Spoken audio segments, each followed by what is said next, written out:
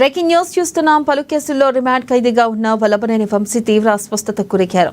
ఇక వెంటనే అప్రమత్తమైన పోలీసులు కంకిపాడు ప్రభుత్వ ఆసుపత్రికి తరలించారు. విషయం తెలుసుకున్న వంశీ సతీమణి పంకజశ్రీ కంకిపాడు ప్రభుత్వ ఆసుపత్రికి చేరుకున్నారు.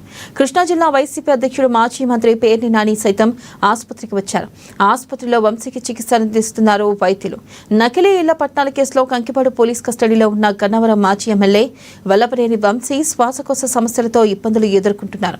వంశీ ఆరోగ్యంపై ఆందోళన వ్యక్తం చేస్తున్నారు కుటుంబ సభ్యులు. మెరుగైన వైద్యం కోసం ఎయిమ్స్ కి తరలించాలని పేర్ని నాని అసహనం వ్యక్తం చేశారు.